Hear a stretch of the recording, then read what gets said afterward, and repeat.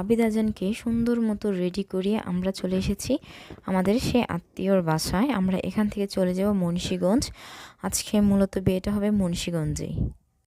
আর এদিক দিয়ে আবিদ আজান অনেক দুষ্টামি শুরু করছে। আজান তো একটু পর পরে ভাইয়া ভাইয়া বলে আবিদকে ডাকতেছে। তো আমার মনে হয় ওরা যদি পারে তাহলে সারা দিনই দুষ্টামির উপরেই থাকে। মুন্সিগঞ্জ যাওয়ার জন্য আমরা সবাই রওনা দিয়ে দিয়েছি। এখানে আবিদ ঘুমায় পড়ছে আর আজান ওর পাপার কোলে বসে আছে। তো আমরা এখন মুন্সিগঞ্জে যাচ্ছি। আর আমাদের যেতে যেতে প্রায় বিকেল হয়ে গেছে। আমরা অনুষ্ঠান বাসায় গিয়ে আগে সবাই খেতে বসে পড়েছি, কারণ প্রায় সন্ধ্যা হয়ে গেছে, সেজন্য সবাই আগে খাওয়া দাওয়া করে নিচ্ছিলাম। আর এদিক দিয়ে আজান ওর পাপাকে পুরাই জ্বালাইতেছে, ওর পাপা কোনো মতে সামলাইতে পারতেছে না। আর এখানে আমি আবিদকে একটু দই খাইয়ে দিচ্ছিলাম। ও দইটা খুবই পছন্দ করে, তো ওর খাবারটা শেষ করে ওকে কিছুটা দই খাইয়ে দিলাম।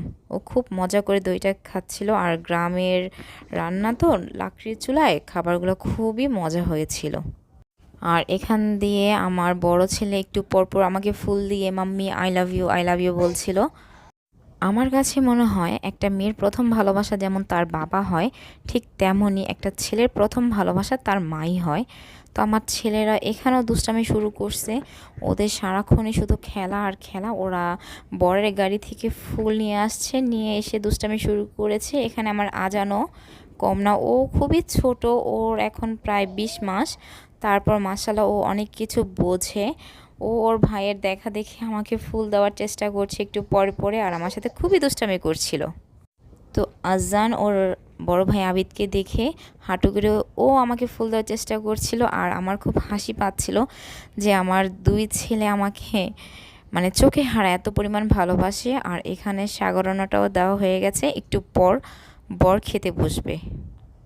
তো আমরা সাগরনা খেয়ে একবারে বিয়ে শেষ করে একবার রাত্রে চলে এসেছি। আর এখান দিয়ে আর আমার দুই ছেলে ওরা দৌড়াদৌড়ি লাফালাফি করছিল। আর আমি ওদের খেলাটা খুবই পছন্দ করি আর খুবই এনজয় করি। আমি সবসময় চাই ওরা অনেক বেশি দুষ্টামি করুক, কারণ এই শৈশবটা কখনো ওদের ফিরে আসবে না। দিন যায়, কখনো ফিরে আসে না, সেজন্য আমি ওদের এই দুষ্টামিটা খুবই পছন্দ করি।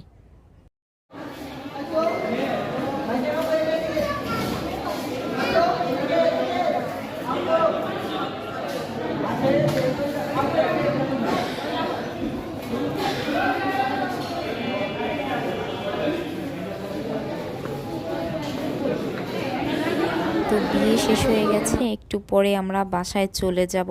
আমরা সবাই গাড়িতে উঠে গেছি। আর আমার ছেলেদের জন্য সবাই দোয়া করবেন। আল্লাহ হাফেজ।